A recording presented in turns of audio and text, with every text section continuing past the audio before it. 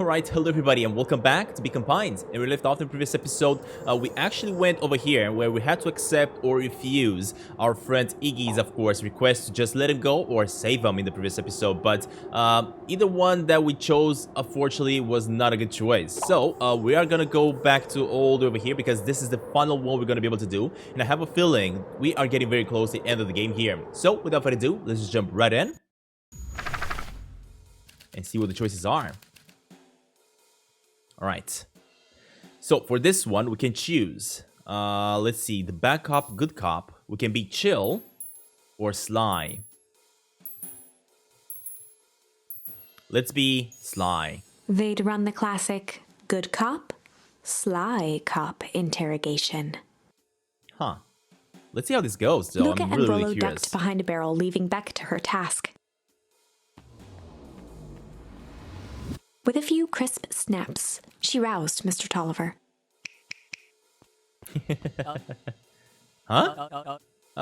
What's going on here? You're the motivated girl, right? Please, call me back. Sorry about all Mr. this. Tolliver looked down and shifted a bit, testing his restraints. It seems there has been a mix-up. You see, I'm down here for the same reason you are. Juniper sent you? Beck caught herself before letting the surprise manifest on her face. She'd already gotten him to reveal his relation to Gran. Exactly. This was gonna be easy. You know how Juniper is with her precautions. Operations Sparkplug has us all on edge. I guess she thought you needed some backup. But she said a child? What better way to avoid prying eyes? Who would suspect a child? Well, I suppose that makes Mr. sense. Tolliver wriggled a bit in his restraints. Oh, I'm sorry. Beck quickly removed the ropes. That had to be uncomfortable. A little, yeah. But you understand, right? We never know who to trust in this Mr. town. Tolliver rubbed the growing knot on his forehead. Very true. So it turns out we're both Beck here twirled to... her hand, as if to prompt Mr. Tolliver to finish her thought. Destroy the Beck evidence. shook her head and clicked her tongue. Yep, the old gal is nothing if not thorough. Mr. Tolliver let out an amused huff in Oh agreement. man. She sure is. Can't blame her though. If we only were to find out that we're destroying the source, well, we both know how that might be. No one will know anything once I finish cleaning things up Beck right was down on a here. roll now, playing Mr. Tolliver like a fiddle. You're sure you can finish this up on your own? Juniper trusted me for a reason. You can leave the rest to me. Good, well, there's one more loose end I'll work on. Loose ends? Oh, it's nothing really. The other day, I had the radio on scan while I was stocking the candy shelf. And wouldn't you know it, I intercepted an odd phrase in a perennial harvest transmission. Underground secrets. That's ominous. Yeah, I think it might be a password, but Juniper dismissed it. Said it wasn't mission critical. What's the password for? We don't know. So, we have a password and nowhere to put it? Yeah, well, it's gotta mean something, right? Good thinking. You should probably go work that out. I've got this under control. That's a relief.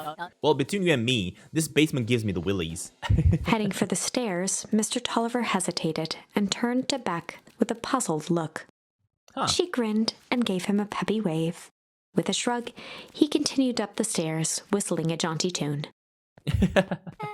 There we go. Good job. Hey, you guys catch that? Sure did. This whole time, Mr. Tolliver's had a candy shelf, but all he ever sells us is apples? Beck blinked slowly in Oh, God. disappointment. The password, Rollo. Well, sure, but once things are back to normal, I'll be having a word with Mr. Tolliver about that candy shelf. Fine. In the meantime, I got an idea. She turned to the table and began tearing small scraps of paper. He said he heard the password on the radio. Any good spy transmissions and it's never what it seems. Beck marked each scrap of paper and leaned back. We just need to find the hidden meaning. Okay. What's another word for undergrounds? Buried? Covered? Could it be cover up?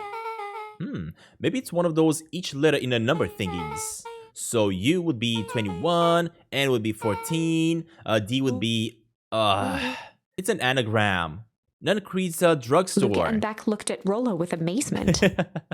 What? Rollo, that was incredible.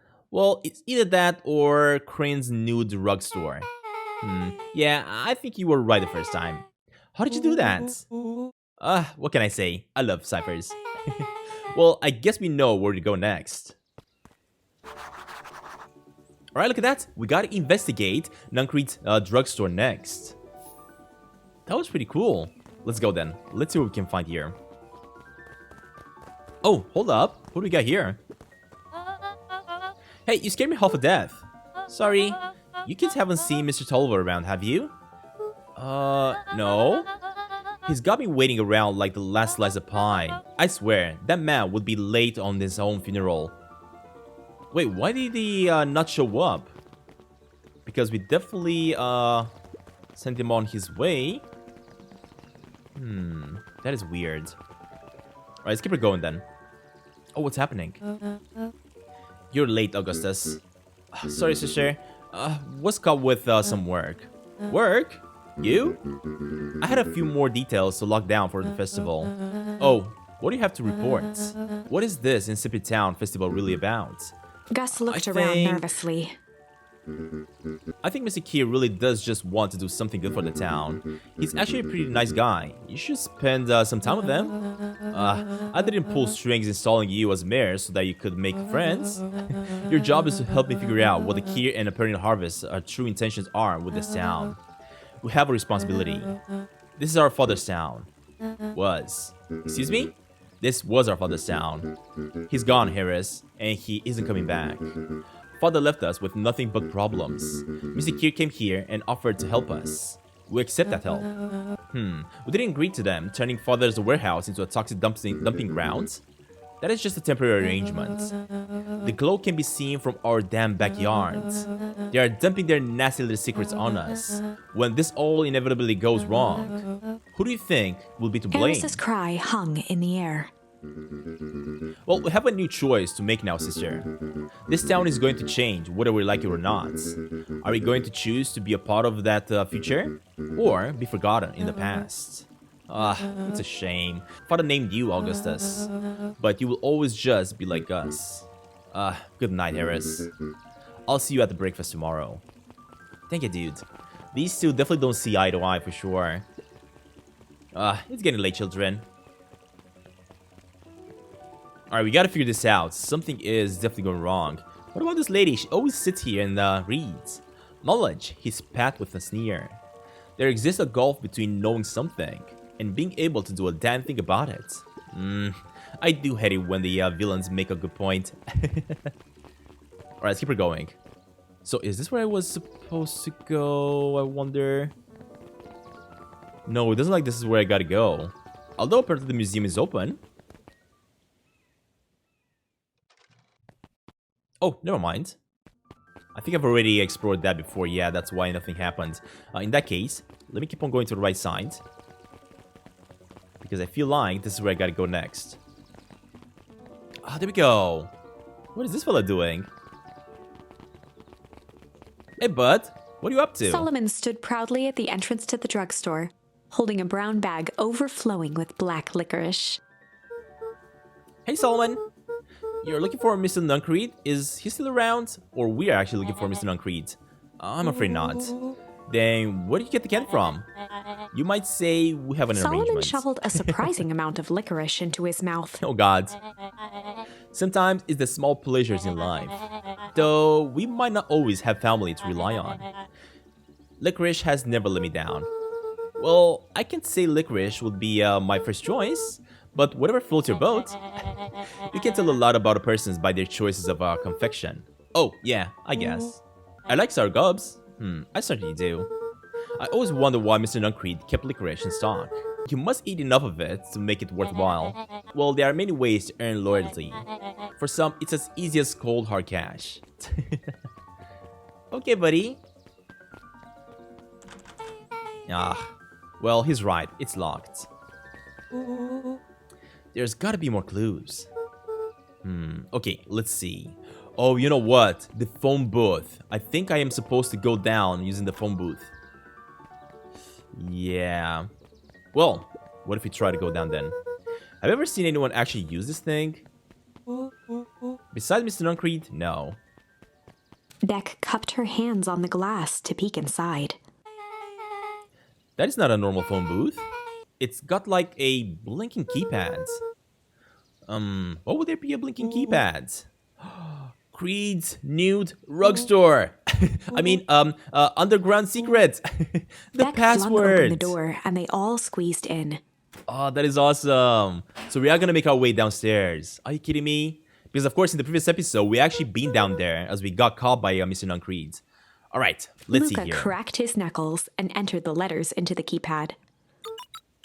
Underground. Secrets.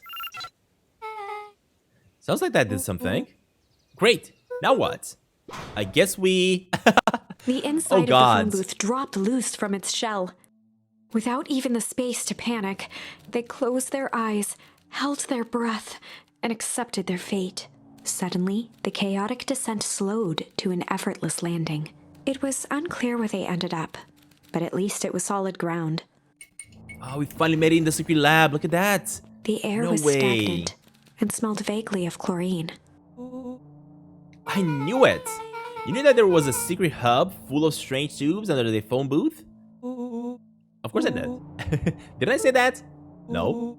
Well, I definitely thought it. Look, do you remember when I said how cool it would be if the transdimensional conducts from Hank Atomic issue 12 were real? Rolo, at one point or another, you said that about every technology ever discussed in the Hank Atomic. Well, that's why I'm such a good predictor. It looks like each of these has something written on them. Oh, maybe these are like portals that we can actually use to get to different destinations, right? Alright, this one is Mining Operation Alpha. You guys have mines here? Not that I know of. This town is all farms and fertilizers. And a series of tubes. Well, Pa always says you can only trust a miner up to the point when they hit gold. Not sure how that wisdom applies in this exact situation. Well, that's the thing about Pa. You don't always realize what he means until it's too late. Alright, Potato Harvest's main office. That's where my mom works. What does she do? Sign stuff.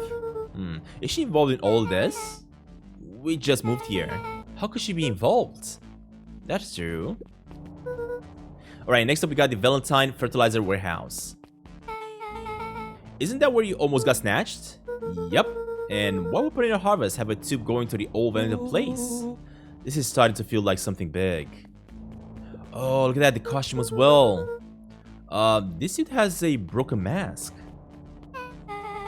So, have we found our mystery warehouse creeper? Well, we've at least found their hazmat suits. If it walks like an Nuncreed and talks like an Nuncreed, let's not jump to conclusions. Just saying. Oh, what's happening? That's a lot of buttons. Status on, Earthlings. I've read enough Hank Atomic to know my way around sci-fi Rolo's tech. hands hovered over the field of blinking buttons. Eeny, meeny, miny. Oh god. I think that's gonna pull us in if I'm not mistaken. Rolo, what did you do? Nothing. Nothing. I didn't even move yet. Oh god. I think something's coming out. What was that? Hide! Where? There's nothing but weird tubes down here. Just get back. Oh god. Oh crap. No! Awesome! You all need to come with me now. We aren't going anywhere with you. Not until we get some answers. Mr. Underground Secrets? I told them it was an absurd password, but they love everything that makes them feel clever. They? Who? That's no matter. If I can keep you hidden until the festival, I might be able to save your skins. We don't care about our skins. Hold on now. I like my skin. This all stops now, Nuncreed. Joseph waited for a moment in silence. You sounded just like him. Like who? Walt. You don't get to talk about my dad. You know, your father and I were friends. He back gestured before toward the strange tubes. all of this. That's a lie. It's true. I used to bounce you on my knee. What happens? Same thing that always happens. Reality, complications, life. We were a team, Walden and I. An idyllic doctor and a bright-eyed pharmacist. Both hell-bent on helping folks. So, you were his sidekick? No. We were partners. He helped the patients and I helped him. Yep, total sidekick. Nuncreed let out a growl of a sigh. Look, I need you to know this. I need someone to know this. One day, Sharper Valentine comes to us. Says he's got an opportunity. He'd found something he didn't quite understand, and he was willing to pay us both handsomely to help him understand it. And my dad said no? Your father and I both believed in helping people. But the thing that I could never get him to understand was, it's a lot easier to help others if you help yourself now and then. Classic sidekick into villain plotline. Won't love being righteous, almost more than he loved his family. He was wrong about one thing though. When he begged me not to take Valentine's offer, he said, Joseph, if a person says yes one time to Sharper Valentine, he'll make sure they keep on saying yes to him until the day is dead and gone. He shook his head wistfully. Sharper's long gone, but he still got me saying yes. Well, is there a point to this sob story? Not really, no. Just an old man trying to delay what needs to be doing. Nuncreed took a menacing step towards the children. I try to keep you safe. I try to keep you and Juniper out of this. But you forced my hands. Luca began to laugh. What? You really don't know? My granny isn't out of this. She's been scheming right under your nose. Juniper? Well, seems like she's planning on crashing the town's party. She's going to disrupt the festival? What was she? The color drained from Nuncreed's face. How does she know? Apparently she knows a lot of things. What? Let's just say this isn't the only underground lair we busted into today. And honestly, hers is way cooler. She's got maps and explosives and bad intentions. Big map. Nuncreed grabbed Luca by the shoulders. Oh god. His eyes were frantic. So wait, I think Nuncreed is actually the big villain in this story. You need to tell me what she's going to do right now. She doesn't understand what it is she's messing with. Tell me now. She's in danger, boy. I don't know. She had a map with a mark on the fountain in town square. The fountain? But why would... A jolt of realization struck Mr. Nuncreed. She knows about the source? What the heck is the source? If she tried to destroy the source, it could catalyze and... Oh, dear God. She's going to freeze us all.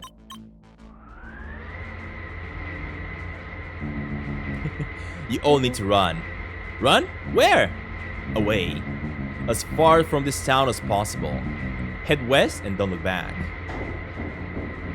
Man, this game is just so strange. That did not go how I expected. So, we're totally following him, right? Totally. Well, see you on the other side. You good? Yup. I love this sound. Oh man, this is just so strange. Everything about this game is just so strange. The cold, hard truth. Beck leapt up, allowing the suction to yank her into the dark. Dimness eclipsed around her like the shutter of a camera as she seemed to cover great distance in mere moments. Her only points of reference were glints of upcoming turns, which approached with frightening speed, only to carom her gracefully along. She heard the tinny, distant echoes of Rollo's glee.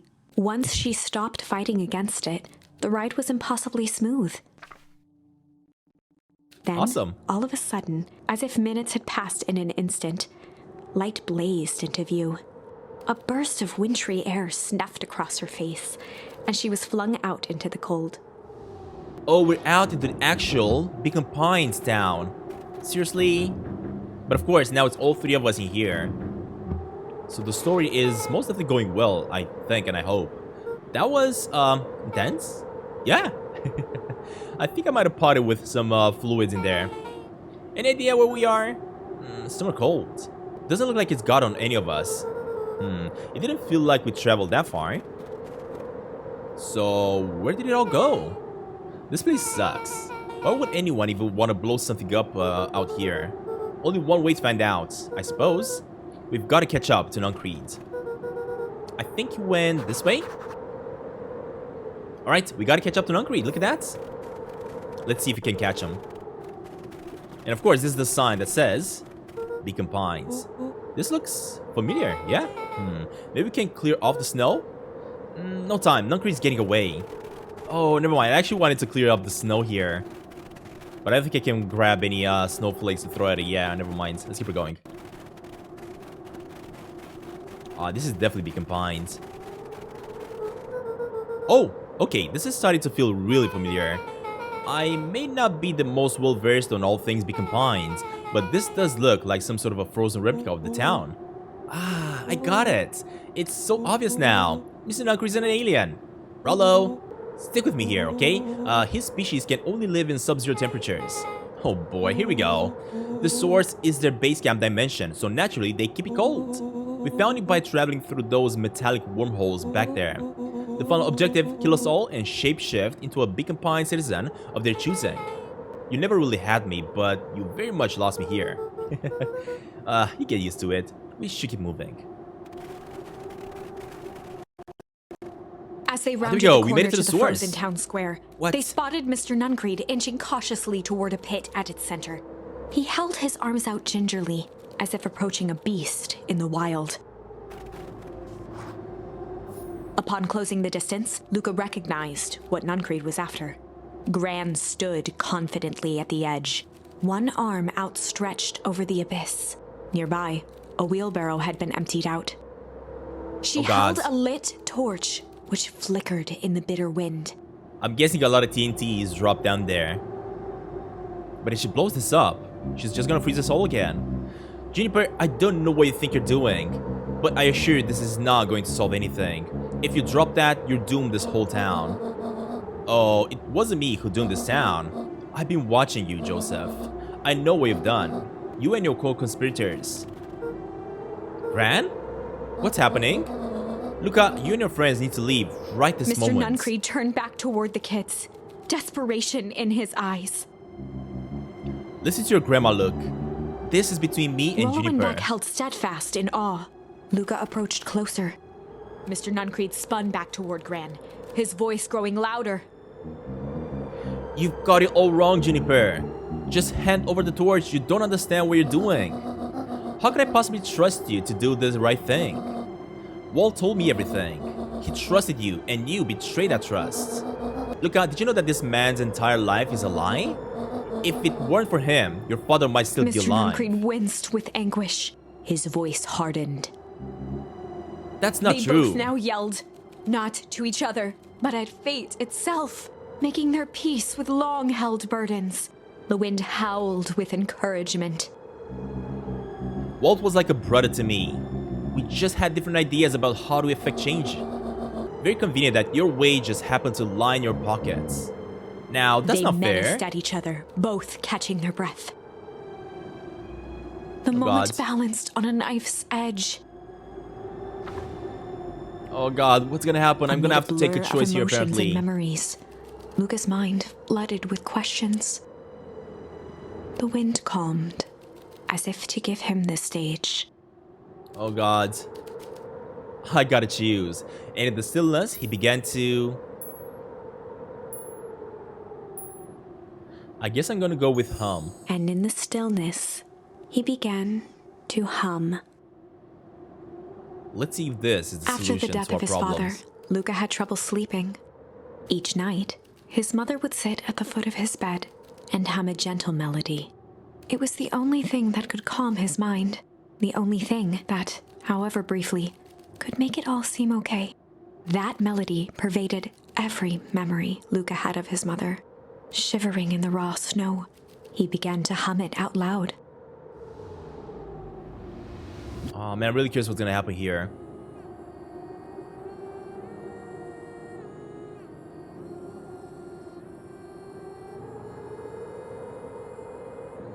I really want to get the whole story of this adventure though, because this made me so curious of what really happened and what's this whole all about. What actually is the secret? Gran lowered the torch, listening closely. As we're coming recognition Gran slowly out. set in, her heart sank. Hopefully she's not gonna drop the Countless torch. nights of consolation, the incomparable loss they shared together. She let the torch fall to the snow and Oh sizzle god. out. There we go. A few steps toward Luca was all she could bear before dropping to the snow herself. Wow. Through a flood of tears, she began to hum along, note for note.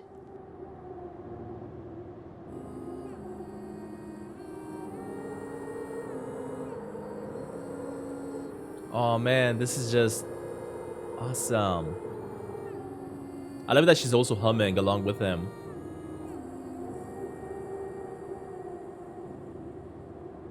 Is Mr. Nuncreed as well gonna join, I wonder? Luca lifted his head in astonishment.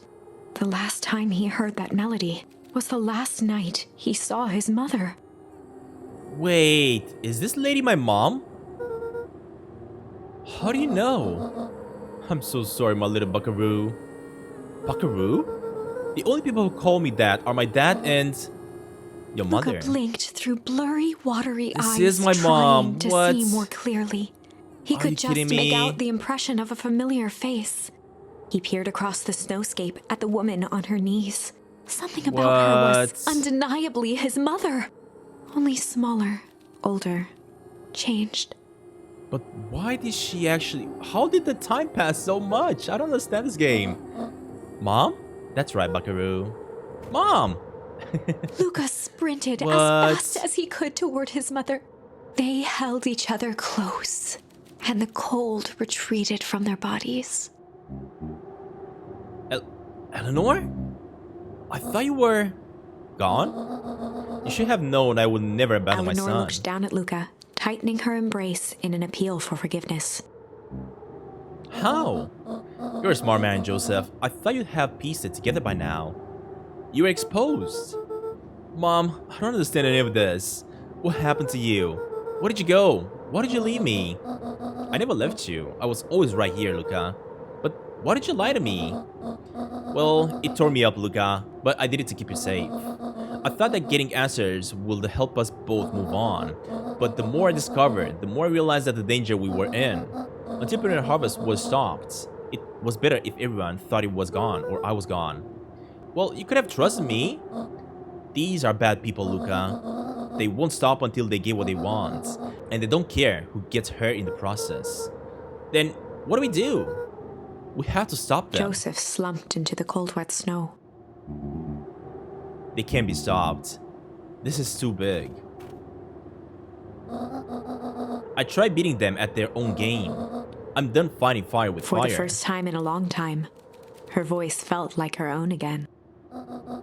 No more lies. I see now. There's a better way to stop Printer Harvest. The cold, hard Luca gazed truth. down at Nuncreed with pity. He looked small. Joseph stared into the snow, as if searching it for answers. Come on, everyone. We've got a party to crash. Oh, so maybe the solution is just to let everybody know about what is actually happening? And what is the truth? But still, I do not know. I don't understand the secret here. You don't understand. He always wins. Oh, gods. Chapter 9. Hope we can do something about it, but look at that. Chapter 9. The devil you know. 7 months ago. Eleanor Van Horn we're getting a little bit of a crept backstory. down the maze of sterile hallways under perennial harvest. She stopped in front of the large steel door marked Deep Engineering. No turning back now. She raised a trembling hand. The stolen keycard worked as promised, and the door buzzed open with mechanical efficiency. She was immediately hit with the smell of disinfectant. Huh. It was some sort of laboratory. In one corner was a desk covered in papers. Across the room stood a tall metal pod with hoses protruding from its base. She rushed to the desk and began shifting through the piles of papers. They were experiment reports on something called Tempus Liquamen. There were dozens of them, every one stamped failed. Eleanor heard the sharp echo of footsteps approaching. She was out of time. Her eyes scanned the room, eventually landing on the strange pod. Muttering a curse under her breath, she dashed over and dove inside. I'm guessing this is how she actually got affected by the liquid. And that is how she actually turned to being older. And that is what change is all about. Grabbing the future by the scruff of the neck and making things happen. Change is a choice. I'm trickle paying that we will be able to make all that choice together. How great is that? This man is a liar. Excuse me? I will not. This town has a dangerous secret and perennial harvest only exists to keep it hidden. Nonsense. They picked up the whole damn town and moved it right under our noses. You aren't making any sense, Mr. dear. Kerr addressed the crowd with a sarcastic tone. Imagine such a thing. It's absurd and just plain impossible. They promised they could fix the fall harvest. They told us they would clean this place up. We just had to leave the town for a few days. But while they had us evacuated... Yeah, Mrs. Hartford, I'm afraid I'm going to have to ask you to... You're afraid of a lot of things, aren't you? You sniveling little worm? This is growing tiresome. A little help, please? Oh god. Don't you all see? This festival is a sham. An excuse to have the whole town gather in one place. They're planning something awful. I don't know what, but these people are wicked. Don't listen to her. She has absolutely no proof. I am the proof. I'm Eleanor Von Horn. Whispers filtered through the crowd. Well, aren't you just sneaky as Dickens? We all know Valentine's fertilizer was too good to be true. And now this whole town is paying the price. Ladies and gentlemen, I'm so sorry about this disruption. My associates will take this obviously disturbed woman somewhere comfortable so that she can get the help she needs. She's not the one who's disturbed. You two-timing clown. You all know there's something wrong with this town. It was just easier to look at the other way. The truth is... Oh wait! I think this little guy is the actual villain of them all. Are you kidding me? That's quite enough, Mr. Nuncreed. Torment dragged on Joseph Nuncreed's face. Oh god. Yes, sir. Take them away. No, I want them to see this. The ever-temperous Eleanor Van Horn. You've been quite a thorn in my side, like a weed that's buried in where it doesn't belong. I must confess, you look dreadful. He paused for a moment, plucking a piece of fuzz from his sweater and discarding it to the ground. Consider yourself in a rare company. You've managed to pull one over on me. It won't happen again, though. I knew you had some sort of a plan to disrupt our little party. But alas, I expected something a bit more impressive than incoherent rambling. No matter, your failures are just yours to bear. Mr. Kier? Yes, sir? It's a shame it was cut short, but I thank you for that rousing oratory. I'll take it from here. Yes, sir. Of course, sir. You have done quality work for me, William. You can look forward to the recompense we agreed Kerr upon. gave a bow of deference. Founder, you are most Gasps gracious. rippled through the crowd. Thankfully, we can dispense with the formalities from here on Solomon out. pulled a glass vial from his pocket. In one smooth heck is motion, that? he downed its contents. Oh god. A triumphant smile grew across Solomon's lips. You can all call me Sharper Valentine. What? His body and face began to contort and expand as he disappeared into a belching green mist. What?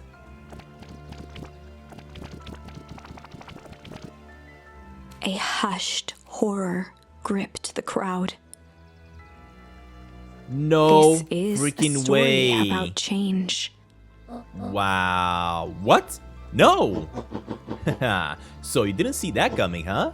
Sharper Good. examined his new hands. Well, this is quite the improvement. Everything looks so much smaller now. Eleanor was right about one thing. This festival was a ruse. I wanted you all to witness my glorious return with your own eyes. Why does everyone look so damn rotten? This is a celebration, people. Maybe it would help if you set the mood. Mr. Kier, be a dear and reveal the sign.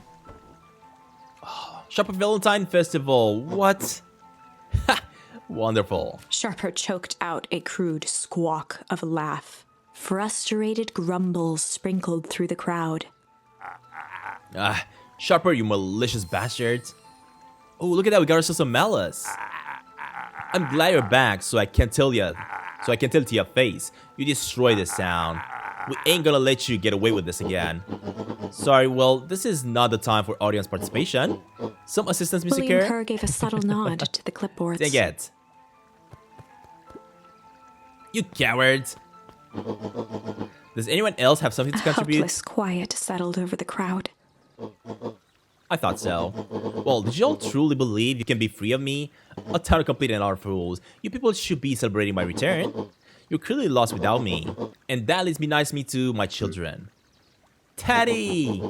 I gave you both the greatest gift of a parent can give. The opportunity to prove yourself in my absence. Squandered. To say I'm disappointed would be an understatement. But silence, Augustus, an adult is speaking.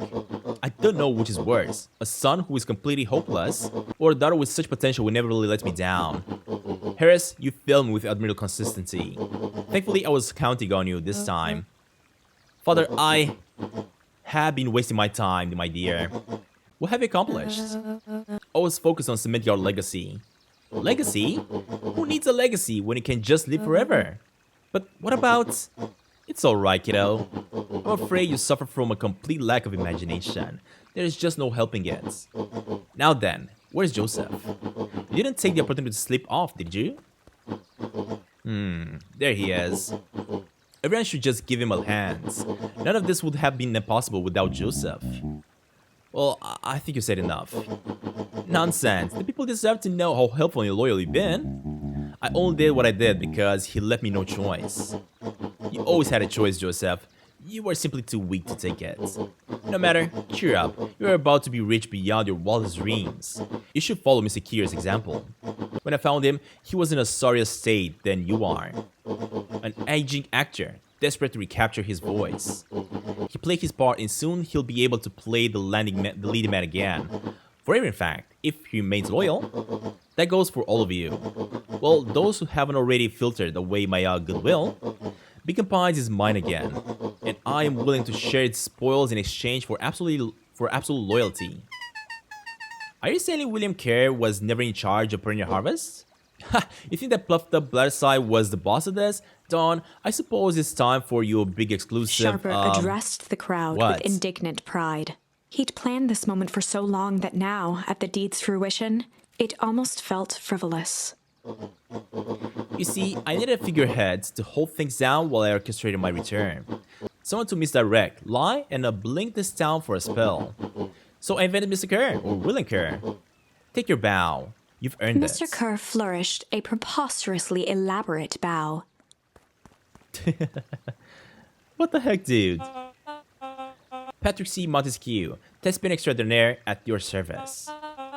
Founder, I just want to thank you again for this opportunity. It truly was the role of a lifetime. Wait, so this Bill Kerr was a Pat C the whole time? Now that your secret is out in the open, what's to stop this town from rising up again, or against you? Oh, that's the delicious part. Fear. Thanks to our clipboard, I know what each and every person in this town fears most. And I will make those fears manifest for everyone who steps out of the line. The choice is simple. I'm not afraid of you. Ha! The young hero. I've kept a keen eye on you, boy. And you and your friends made up a habit of disturbing my plans. What a pity. If things would have gone a bit differently, you might have had your moment of triumph. But that's fate for you. You can't do this. Oh, but I can. I have won. Never underestimate what a great man can do, given time. And now, time is my playtime. Perhaps the most expensive things I've ever bought. But well worth. Ha! Sharper coughed up one final laugh and cracked his knuckles. Enough to chat. Let's get to work, shall we?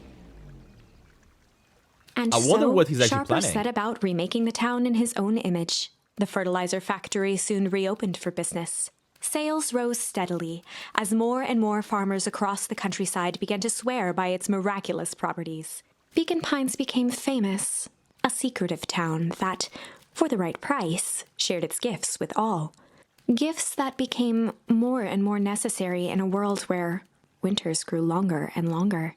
The end. No way, so this is not a good ending either. Are you kidding me, game? This is wrong, but things are becoming clearer now. You can feel it, right? We can't let Sharper win. He might just be the key to this whole thing. Let's see. Alright, so of course, this is not the end. We have more choices. We can actually kneel and start weeping. And also, we can also be chill apparently right over here. But we also have another choice that we got, but I'm not sure exactly what I can actually use that one. Ooh, Malice right over here. Where we're talking to Mr. Nuncreed. I get it. Huh. We actually have quite a lot of choices we can still do. And to be honest, I was actually expecting that to be the end, but apparently it's not. I mean, we uncovered the truth, we uncovered what's really happening here. But what we gotta focus on now is how to fix this and destroy this guy's plan. But anyway, guys, that being said, this is gonna be the end of this episode for now, and we'll come back the next episode of Beacon Pines. We're gonna hopefully finish this up once and for all. Alright, see you all in the next one. Bye!